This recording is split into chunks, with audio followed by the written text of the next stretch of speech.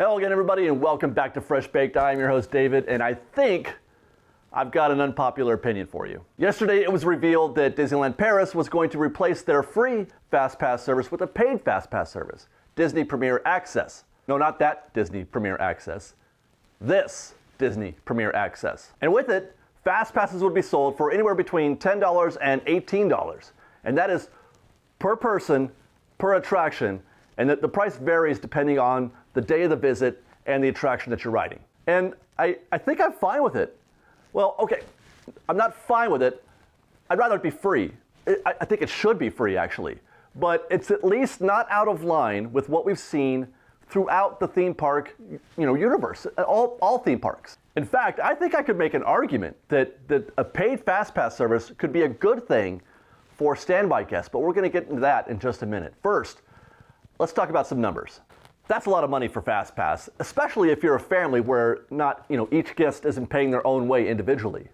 Hit Big Thunder on the wrong day, and a family of 4 could wind up paying $72 to jump the line on one attraction one time. Do that, 4 or 5 times, and you can wind up spending literally hundreds of dollars on FastPass. And just saying that out loud right now is crazy. But let's just say, for argument's sake, that you as an individual want to partake in a little FastPass business, and you decide you want to pay, let's say on average, $14 per FastPass, and you're going to do maybe 6 rides in that day. Now, mind you, this isn't for every attraction. At Disneyland Paris, there are 8 attractions that fall under this FastPass service: Big Thunder, Peter Pan, Ratatouille, Buzz Lightyear, Hyperspace Mountain, Star Tours, Tower of Terror, and Autopia. Every other attraction is standby only. You hit 6 of those 8, which is a full day, in my opinion. You hit 6 of those 8, and you've spent $84. Let's go over to Hollywood. Did you know that Universal Studios Hollywood has pretty much that exact service, a front-of-the-line service that costs guests anywhere between $80 and $150 on top of their ticket price? And I have not seen a single rant about that on Twitter. Knott's Berry Farm sells Fastlane for $80. Social media has been gushing over Knott's Berry Farm about how well they've been handling their situation post-pandemic. And they're not exactly wrong, by the way. I've been very impressed with Knott's Berry Farm, both with the quality of their product and just with their aggressive attitude towards everything. Be that as it may, $80 for Fastlane at Knott's Berry Farm, a minimum of $80 for front-of-the-line pass at Universal Studios Hollywood. Now, these are not perfect one-for-one comparisons. Universal Studios Hollywood, for example, their Fast Pass or their front-of-the-line service gives you access one time to every attraction in the park, every ride, every attraction. There are fewer at Universal, so they can do that. There are fewer at Universal than there are at Paris. Meanwhile, Knott's Berry Farm, it is limited to a select number of attractions, but you can ride them over and over and over again if you want. Again, not exactly one-for-one, but they're all in the same ballpark. They're all on the same field. In fact, I would be hard-pressed to tell you right now which one of those 3 is the best bargain. It depends on what your tastes are, right? It depends on your taste. Some might want to ride Ghost Rider 17 times. With Fastlane, you can do that easily. Well, maybe not easily, but you could, but it depends on your taste. Comparing them really isn't the point of this. What I'm trying to say is that they're probably all overpriced, okay? They're probably all not worth it. I've never bought a front-of-the-line pass in my life. I probably never will. But let's say you agree that they're overpriced and you say, hey, they should lower the price.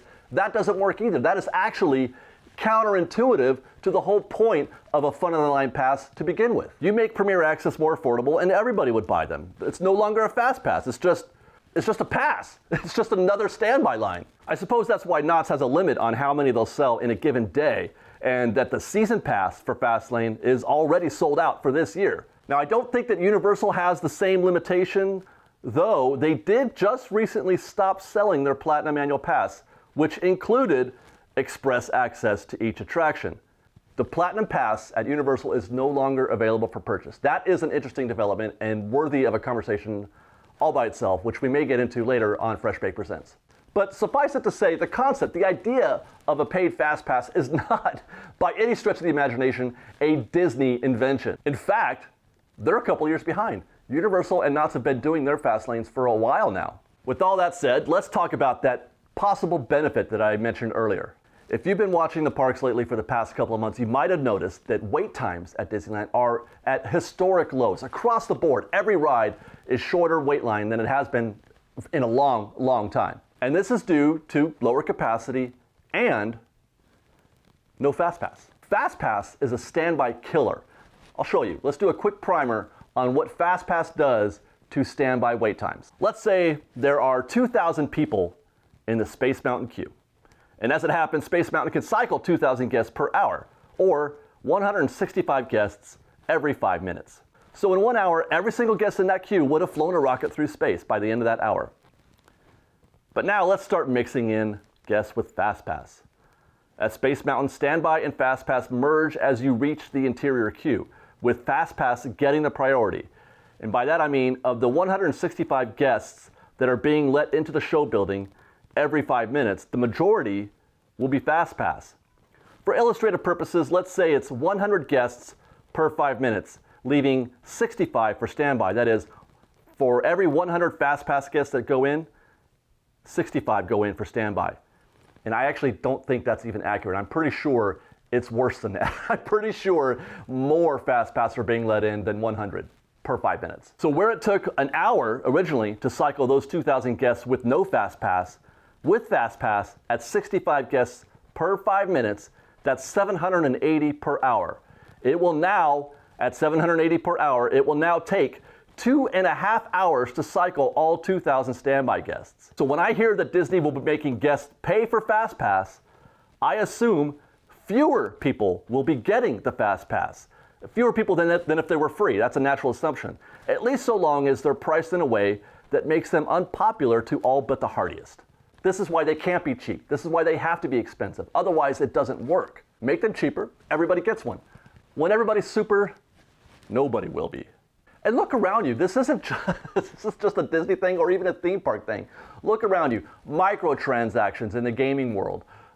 Everything that's worth reading on the internet is behind a paywall. And if it's not behind a paywall, you can't go a single paragraph before you see the next ad. There's ads everywhere. The only way to get rid of them is to get behind the paywall. And I'll reiterate, really, the only elegant solution to either of these problems is just to get rid of FastPass altogether. But you and I both know that's never going to happen. Disney has found a thing that they can monetize, and there's no looking back at this point. So the next best option from a guest perspective is to make that Premier Access Pass more expensive so that fewer people buy it, so that the rest of us can enjoy some dreamy standby queues. I would rather wait 20, 30, or even 40 minutes in standby than to pay $10 to jump the line or $18 to jump the line. Of course, this is probably foolish logic because all we have to do is look at ticket sales and annual passes.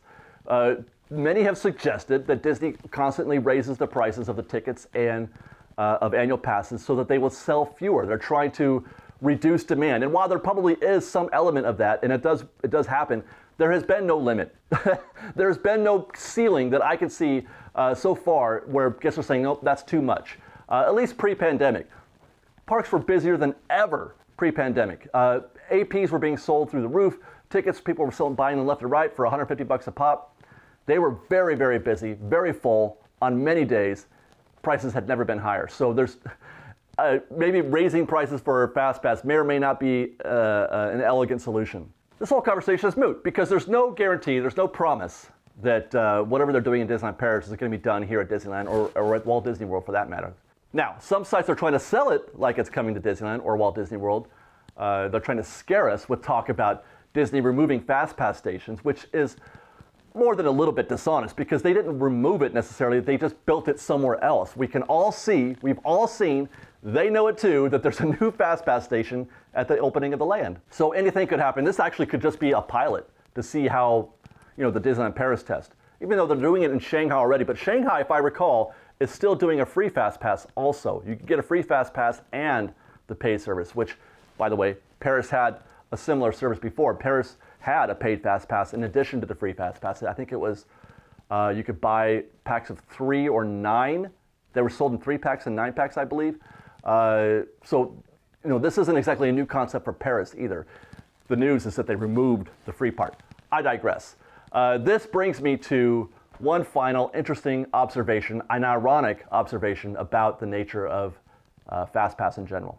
FastPass was not invented as a gift to guests of Disneyland. FastPass was invented, yes, to give us more time, but not just because they're nice, but because they wanted you to spend more money. Disney reasoned that the less time that guests spent in line waiting for an attraction, the more time that they would have to go out and shop and eat. I mean, and it does make a lot of sense. It does make a lot of sense for guests. It's noon. Let's get a fast pass for Space Mountain at 1 o'clock. In the meantime, we can go to Galactic Grill and get some lunch.